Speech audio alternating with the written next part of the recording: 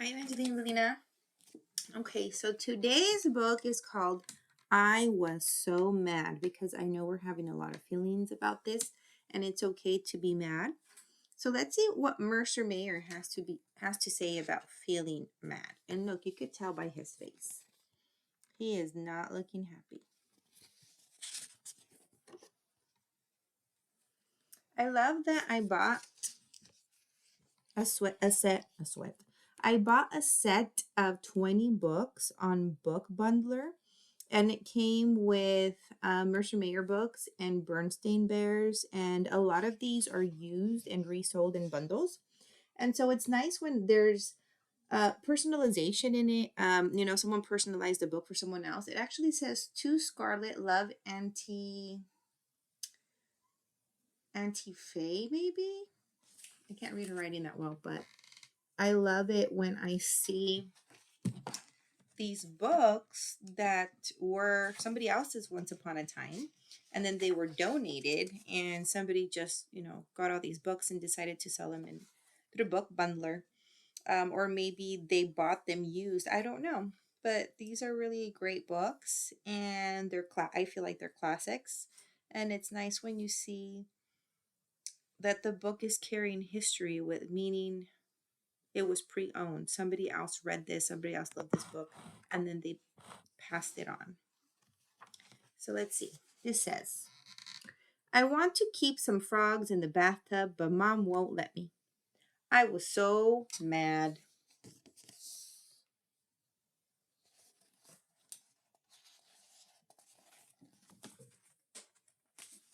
Let me see. Usually, Evangeline, I and Belina look for mouse and spider, but it looks like this one only has mouse, and he's right here. I wanted to play with my little sister's dollhouse, but Dad wouldn't let me. I was so mad. There's mouse right here. I don't see spider in this one. I wanted to play hide and seek in the clean sheets, but Grandma said, no, you can't. I was so mad.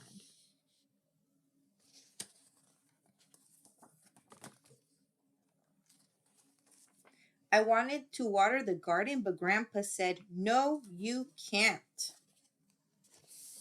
And here is Mouse flying away with a green umbrella. Actually, did we find Mouse on the other page? I think we skipped that. Oh, Mouse was right there.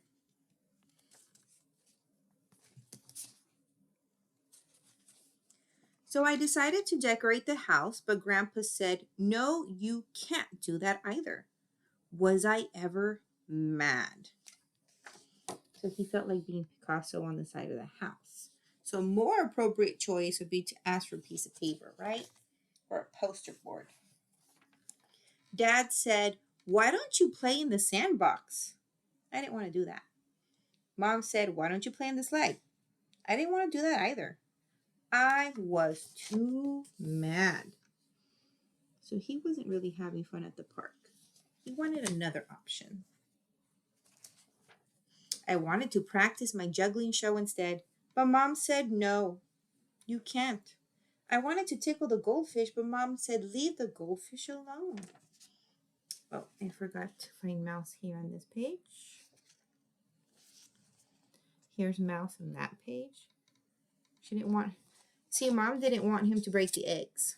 That's why she didn't want him juggling with that. Maybe he should have gotten a ball instead. And we usually don't pet fish that way either. They don't like it. Some might. You won't let me do anything I want to do, I said. I guess I'll run away. That's how mad I was. So Mouse is right here.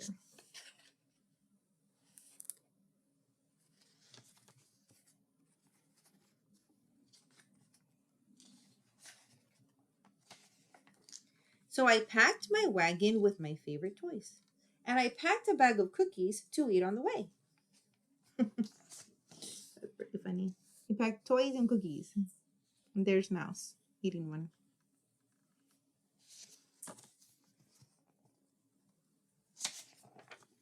Then I walked out the front door, but my friends were going to the park to play ball. Can you come too? They asked. So his friend wanted to play baseball, and there's Mouse.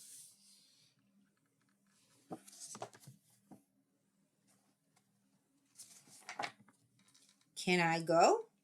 And Mom said I could. So she let him go play baseball with his friends. And there's Mouse. He wants to go too.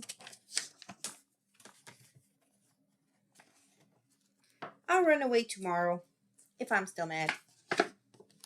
So here he is playing, and now he feels happy.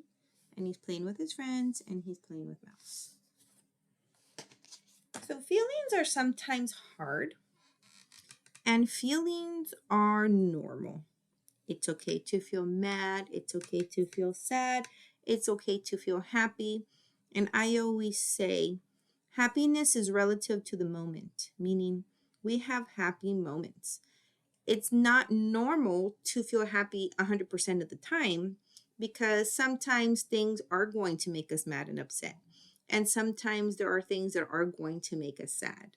What matters is, how are we going to cope with that feeling? Now, a lot of people have a hard time with anger, because if you express your anger, they tell you you have anger issues. See, I don't believe that. When I was a therapist, I think anger is also relative to the moment in which you're going through. So, for example, I'm mad about the separation between myself and my children, and so are my children. So we have every right to feel angry. And I have every right to speak up.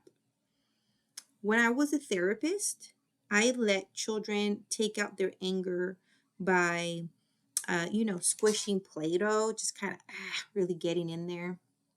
If they needed to just verbally spew at the mouth, and that's what I call, sometimes in therapy they would call it, or not even in therapy, but I've heard the expression verbally vomit, where you just have to say what you feel, whether it comes out beautiful or not. When I was a therapist, I allowed my clients that I worked with to have that space. Even if they had to hoot and holler and say all kinds of things, I sat there and listened. Because I don't believe it's okay to leave anger inside. When you leave anger inside your body, it causes sickness. It'll hurt, your body. You internalize things, and then you take it out on the wrong people or at the wrong place. It's important to let out our anger. And I actually don't think that hooting and hollering is a bad thing if it's done in the appropriate setting. That's what I believe. Because this is why we have kids getting into fights, getting angry, because you're not letting them verbally speak out their anger. I would rather have somebody hoot and holler and verbally tell me why they're angry, even if it's at the top of their lungs, than to hit someone or strike someone or do something of that nature. And I think that's where people have it all wrong when it comes to anger. Oh, don't be angry. Oh, don't raise your voice. Oh, don't do that. Don't do this. I mean, is it better to use our words and calm down than to yell? Absolutely. Yes. If we feel that angry, it's okay to ask for space, okay? So I feel angry. I need space right now. That's okay. And then when you're ready to talk about it, you can. But I don't agree with people who, just classify somebody with anger problems when they have a lot going on in their life that is causing them anger. Or when they just lost somebody that they love in their family, and that's part of grief, something called DABDA. It's denial, anger, bargaining, what could I have done different, shoulda, coulda, woulda, denial, I already said denial, depression, and acceptance, right? Anger is an emotion that is attached to grief, to sadness. It's also an emotion that is rightful if somebody feels like they're being bullied. If you're being bullied, it's okay to feel angry. If you're feeling like somebody's not being fair, it's okay to be angry. If you feel like there's been an injustice, which is something that's not fair, done to you, it's okay to be angry. So some ways that I have always managed my anger is singing. I will sing and belt out a song at the top of my lungs. I will dance. I will, do art. I will, sometimes you just need to sleep it off and take a nap. Um, Something that I learned when I worked at Brighton schools from the principal. She said, "Remember, halt. Are you hungry? Are you angry? Are you lonely? Are you tired?" Sometimes it's hard to regulate our emotions, meaning to keep our emotions in balance when we are hungry, when we are angry, when we feel lonely, when we feel tired, when we feel sick. So it's important to check in with our bodies and learn those signals in our bodies of what is it that I'm feeling right at this moment and what am I going to do about it? When I was younger, I used to stay quiet. I wouldn't defend myself. I'm not I'm not young anymore. I'm 41 years old and I'm a mother. And I've gone through some horrible experiences that have really toughened me up. And I've had to endure a lot of bullying in the past few years, and a lot of people lying. And that makes me feel angry. And that makes my kids, Evangeline and Belina, feel angry when people lie. So all of these feelings are normal. And I want you to take the time for a second and think of a time when you felt angry. How did you feel it in your body? Did you feel it in your jaw? Did it tense up? Did you feel it in your eyes like you were shooting laser beams? Did you get a headache? Did you feel it in the mouth because you started to scream? Did you feel it in your fists because you wanted to punch? Did you feel it in your legs because you wanted to run? We have to pay attention to the signals of our body and take a deep breath and think of the next step. Now, I hoot and hollered a lot this past week because I had no idea where my kids were. And I felt scared for them and worried. And it's not a situation that a parent should feel ever, or children. So I think if things had been handled better, I wouldn't have hooted and hollered as much as I did. But I do not regret my words and I do not regret my choices whatsoever because I'm out there fighting for my daughters every single day. I'm out there fighting for my daughters, Evangeline and Belina, every single day. And I think it's important to know what your relaxation techniques are, right? Squishing Play-Doh, taking a break. I know, for example, Belina, sometimes she'll get frustrated and I'll say, okay, go get some space if you need it. And she'll go in her tent and she'll play with her toys.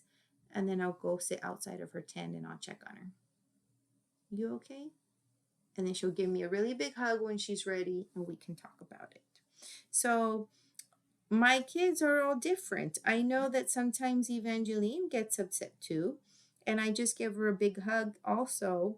And I know Evangeline needs an immediate hug.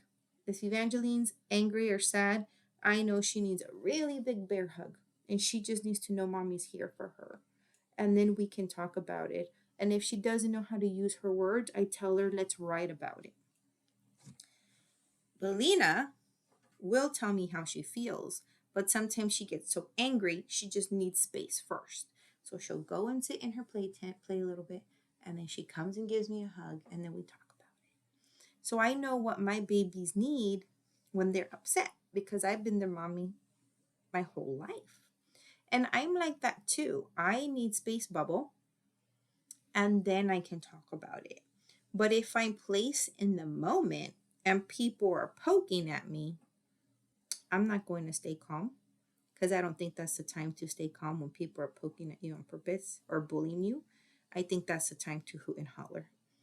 If you're in danger, don't stay calm. Hoot and holler for help. If something's wrong, don't stay calm. Hoot and holler for justice. Okay? Freedom of speech. Okay, there's something called freedom of speech. You have a right to speak up for yourselves. But the best thing that helps anger is to use our words. If we think something's wrong, we can say, stop, I don't like that. If someone's not stopping, we can talk about it and ask for help. If people aren't helping us, that's when you get louder. That's when people get loud, when people aren't getting the help that they need. So pay attention to children's signs too. If they're raising their voice and yelling, it's because they don't feel heard. They don't feel heard. You're not listening. And the only way to calm somebody is to sit and listen with your heart, with your mind, and with your soul. And that's what society lacks now. They don't know how to listen. They don't know how to sit with someone and fully listen. And that's what made me a good therapist, because I would sit and I would listen and I would speak to give techniques and tools. But if somebody needed to sit there and hoot and holler, I said, let it out. You need to grab a pillow, go scream in your pillow. You need one of those Bozo the Clowns that you can punch and it comes back up. Go get a boxing, go get some boxing gloves and go get a boxing pad. What do you call it? I don't know what you call those. The ones that hang and you can, box. Whatever you think, some people go to the gym and exercise. Whatever you feel releases the tension in your body and in your mind and calms your spirit. Only you know. I love listening to music, singing and dancing. I love listening to indigenous flute music. That's very calming. Chamomile tea. Hop water is very calming. Hugging a stuffed animal. Talking to a friend. Playing with Play-Doh. Painting while listening to classical music. Watching your favorite movie. Reading a book. An inspirational book, a motivational book. And watching something comedy that makes you laugh usually fills your soul. Laughter, they say laughter is medicine for the soul, and that's so true. So just think about what anger means. In the Bible, even God was angry. Jesus was so angry at the temple that they were using it as a swap meet. And he said, what? It is Sunday. This is the day that people come to worship. What are you doing having a swap meet right in the middle of, right in the middle of church, basically? And what did Jesus do? He grabbed all the tables and he turned them up and threw them around. Would Jesus Christ do that? Everyone's like, Jesus was so calm and graceful. He didn't do that. One day, Jesus did get really angry. The disrespect was so high that he reacted as a human that day. They say we have two parts of us. It's our human spirit, or it's our human nature and our spirit nature. And sometimes we try to practice grace and be the bigger person and think and breathe. And sometimes your human nature kicks in and you're like, nope, not today. Even Jesus Christ had his meltdown. Remember that, because he was human and divine. And then there was God the Father, right? He sent a flood. Okay, he sent a flood with Noah's Ark. God has been angry many times at humanity because of the corruption and the injustice and the sad things that happen in the world. What I call evil. The evil things that happen in the world, God cries. And he gets angry. And he sends what he needs to send to balance out the earth. There's something in the Asian culture called the yin and the yang. It's a symbol like this, and part of it's white, the other part's black. And the black part has a little white spot on it, and the white part has a little black spot in it. In every good, there's a little bad, and in every bad, there's a little good. What matters is that we try to be good and make good choices the majority of the time. So you want to be the part of the, of the yin and the yang that has more good with a little speck of bad. And then with Carl Jung, he was a psychologist who said, we all have a shadow, a dark shadow that can come out if somebody taps into it too much. So if it's like when you poke the bear and poke the bear and poke the bear and the bear attacks, it's his dark shadow. In a way, it's also his animal instincts, right? The bear has animal instincts to defend himself. Mama bear's protecting her cubs. She sees a hunter. She's going to attack to protect her babies. That might not be a dark shadow. But if somebody pokes at somebody enough, you're tapping into their dark shadow. And it's going to be the other person's fault for poking when that dark shadow unleashes. So don't be the bully, because you don't want to see somebody else's dark shadow. You want to help them live in the light. Remember that. So for all you children out there who are having a hard day with anger, go ahead and write a few things that make you feel happy. Okay? What makes you feel happy, or what makes you feel calm? And go do that thing. All right? Well, have a good day. I love you, Evangeline and Belina. And remember, it's okay to be mad. It's okay to be mad about the injustices. Speak up for yourself, but also know when you need space to calm down. And also know when we need to ask for help. Okay? Love you, Belina and Evangeline. Have a good day, everybody.